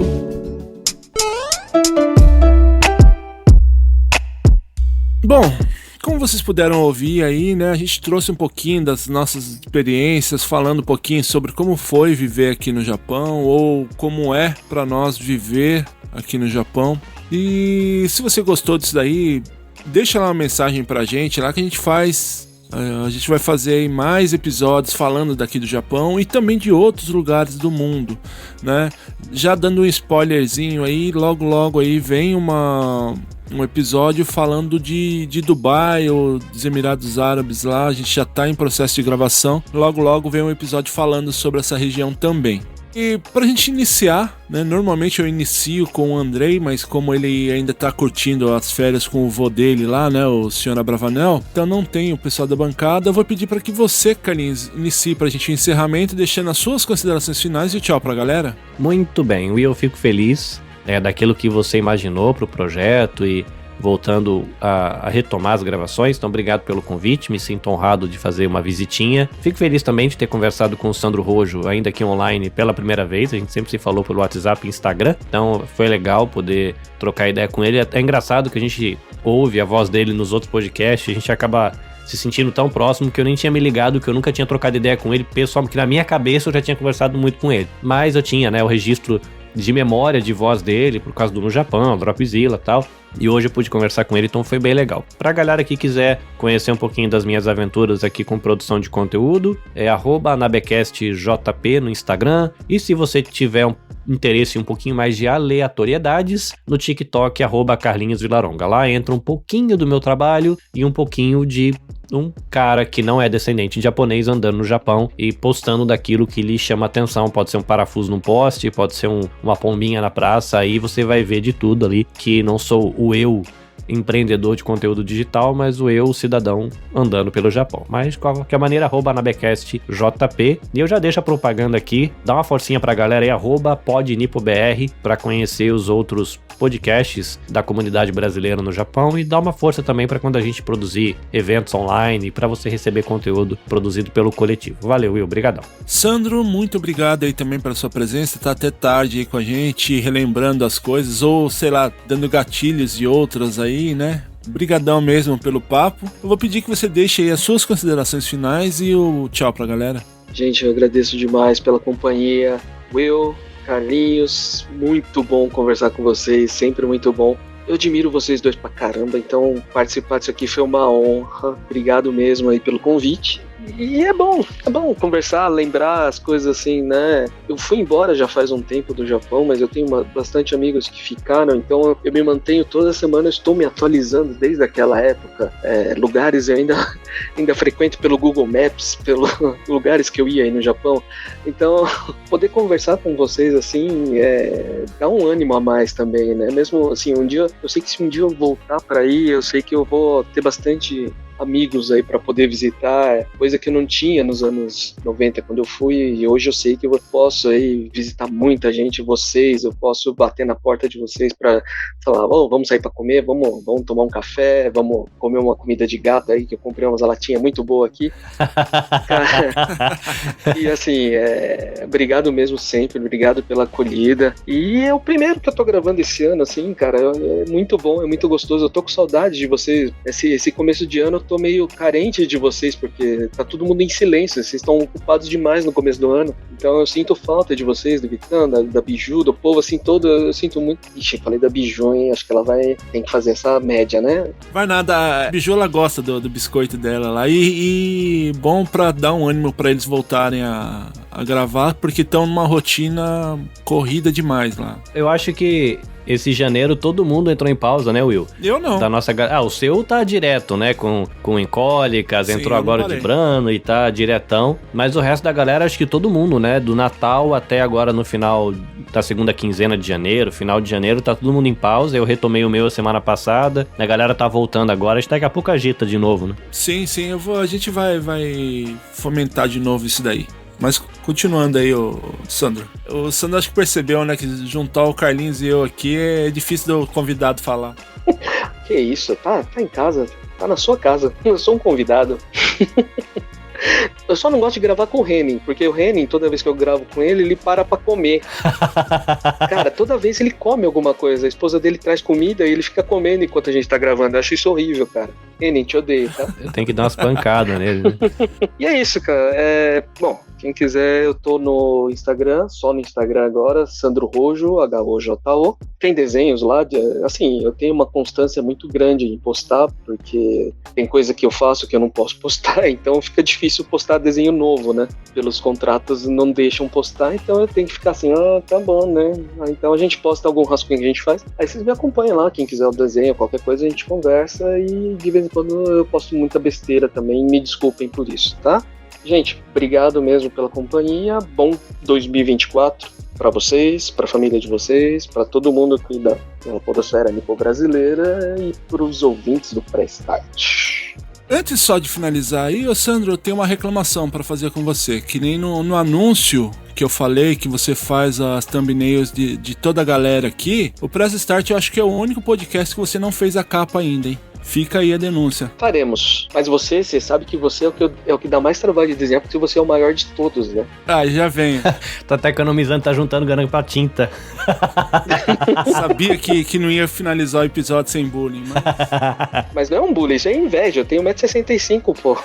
Cara, eu sempre imaginei você maior. Ah, eu sou maior de lado, né? Eu, quando fui encontrar a primeira vez o Vitão olhou pra minha cara e falou, nossa, você é baixinho. Que o Vitão tem 1,80m e lá vai cacetado. O Vitão é grande, né? O Yanryu também é grande, né? Tem mais de 1,80m. O Yu é fora não sabe brincar, né? Quase 2 metros. Mas eu imaginava você um cara grandão, assim, tipo o Yanryu ou o Vitão. Não, eu sou baixinho, sou pequenininho, pô. Sou um jovem, eu sou um duende, eu sou quase um hobbit. Praticamente é o mestre lá, eu esqueci o nome, o mestre do Shiryu, mestre ancião. Tô chegando lá, que você sabe, né? Você fica velho, você fica roxo no Japão, né? Então eu tô chegando lá. O roxo é praticamente o mestre ancião. Até aproveitando o gancho que o Carlinhos deixou, eu queria deixar uma novidade aqui pra vocês, né? Falar uma novidade que a partir do próximo... Se você estiver ouvindo no dia do lançamento desse episódio, os episódios do Incólicas, ele vai passar a ser de terça-feira. Então, a partir de agora, do dia 6 de fevereiro, né? Esse episódio ele tá saindo hoje, dia 2 de fevereiro de 2024, para você que tá ouvindo no dia do lançamento. A partir do dia 6 de fevereiro, os episódios do Incólicas, ele passa a ser quinzenal e todas as terças-feiras, aliás, nas terças-feiras, né? Então, dia 6, dia 20, sai episódio do Incólicas. Aqui no Press Start a gente iniciou um novo projeto, que é falando de futebol, que é o Dibrano. Esse é um projeto que vai ser semanal, a gente vai falar aí sobre as rodadas de início do Campeonato Paulista. Então, vários integrantes aí, tem o pessoal daqui do Japão, o pessoal do Brasil, mas todos torcendo aí para times brasileiros. De início, times de São Paulo, né? Porque é o que a gente tem mais contato com as pessoas que moram em São Paulo. Então, ouça lá toda segunda-feira o Dibrano.